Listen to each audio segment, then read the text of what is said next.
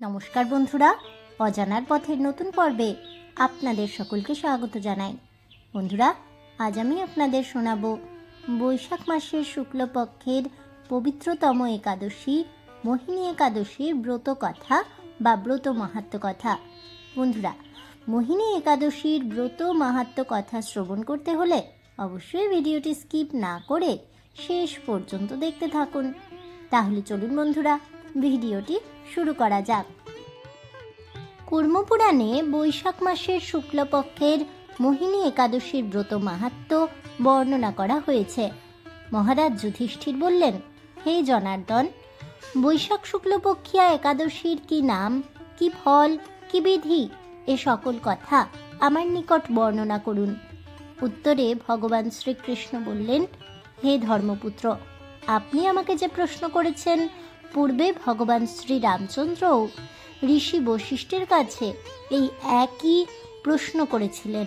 তিনি জিজ্ঞাসা করেছিলেন, হে মুনিবর, আমি জনকনন্দিনী সীতার বিরহজনিত কারণে বহু দুঃখ পাচ্ছি, তাই একটি উত্তম ব্রতের কথা আমাকে বলুন, যার দ্বারা সর্বপাপ ক্ষয় হয় ও সর্বদুঃখ বিনষ্ট হয়। এই কথা শুনে বশিষ্ঠদেব বললেন, হে রামচন্দ্র, তুমি উত্তম প্রশ্ন করেছ। যদিও তোমার নাম গ্রহণেই মানুষ পবিত্র হয়ে থাকে, তবুও লোকের মঙ্গলের জন্য তোমার কাছে সর্বশ্রেষ্ঠ ও পরম পবিত্র একটি ব্রতের কথা বলছি। বৈশাখ মাসের শুক্লপক্ষা একাদশী মোহিনী নামে প্রসিদ্ধ। এই ব্রত প্রভাবে মানুষের সকল পাপ, দুঃখ ও মোহজাল অচিরেই বিনষ্ট হয়। তাই মানুষের উচিত সকল পাপ ক্ষয়কারী ও সর্বদুঃখ বিনাশী এই একাদশী ব্রত পালন করা, একাগ্র চিত্তে তার মহিমা শ্রবণ করা। এই কথা শ্রবণ মাত্রেই সমস্ত পাপ বিনষ্ট হয়। পবিত্র সরস্বতী নদীর তীরে ভদ্রাবতী নামে এক সুশোভনা নগরী ছিল। চন্দ্রবংশজাত ধৃতিমান নামে এক রাজা সেখানে রাজত্ব করতেন। সেই নগরীতেই ধনপাল নামে এক বৈশ্য বাস করতেন। তিনি ছিলেন পুণ্যকর্ম ও সমৃদ্ধশালী ব্যক্তি। তিনি নলকূপ, জলাশয়, উদ্যান, মঠ ও গৃহ ইত্যাদি নির্মাণ করে দিতেন। তিনি ছিলেন বিষ্ণুভক্তি পরায়ণ ও শান্ত প্রকৃতির মানুষ। সুমনা, দ্যুতিমান, মেধাবী, সুকৃতি ও ধৃষ্টবুদ্ধি নামে তার 5 পুত্র ছিল। পঞ্চম পুত্র ধৃষ্টবুদ্ধি ছিল অতি দুরাচারী। সে সর্বদা পাপ কর্মে লিপ্ত থাকত। পরস্ত্রী, সঙ্গী, বেশ্যাসক্ত, লম্পট ও দ্রুতক্রীড়া প্রভৃতি পাপে সে অত্যন্ত আসক্ত ছিল। দেবতা, ব্রাহ্মণ ও পিতামাতার সেবায় তার একেবারেই মতি ছিল না। সে অন্যায় কার্যে রত, দুষ্ট স্বভাব ও পিতৃধন ক্ষয়কারক ছিল। সবসময় সে অভক্ষ, ভক্ষণ ও সুরাপানে মত্ত থাকত। পিতা ধনপাল একদিন পথ চলছিলেন।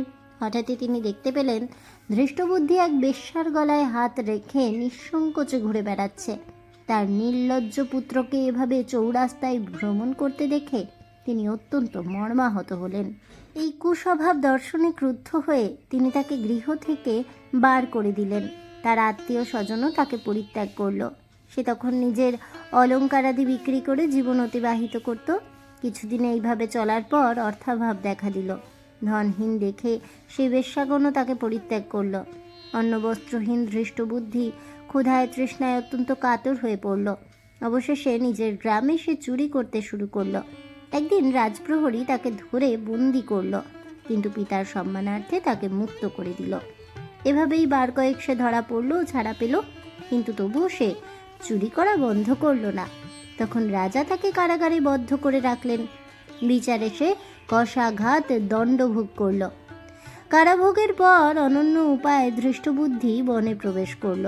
সেখানে সে পশু পাখি বধ করে তাদের মাংস ভক্ষণ করে অতি দুঃখে পাপময় জীবনযাপন করতে লাগলো। দুষ্কর্মের ফলে কেউ কখনোই সুখী হতে পারে না। তাই সেই ধৃষ্টবুদ্ধি দিবারাত্রি দুঃখ শোকে জর্জরিত হলো। এভাবে অনেক দিন অতিবাহিত হলো।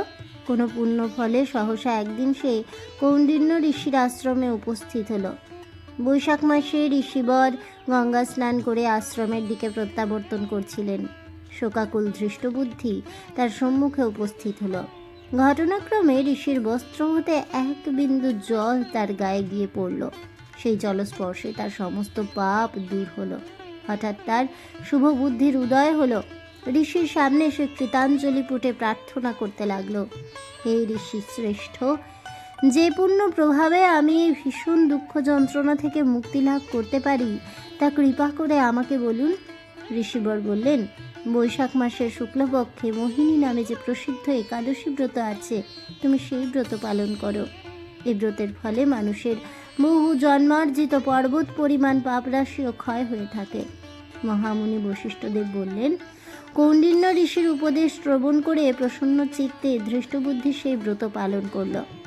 এই মহারাজ রামচন্দ্র এই ব্রত পালনে সে নিষ্পাপ হল, দিব্য দেহ লাভ করল। অবশেষে গরুর বাহনে আরোহণ করে সকল প্রকার উপদ্রবহীন বৈকুণ্ঠ ধামে গমন করল।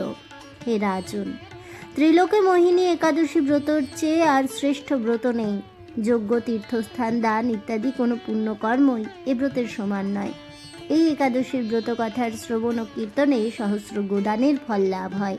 অথ মোহিনী একাদশী ব্রত কথা মাহাত্ম্য এখানেই সমাপ্ত হলো।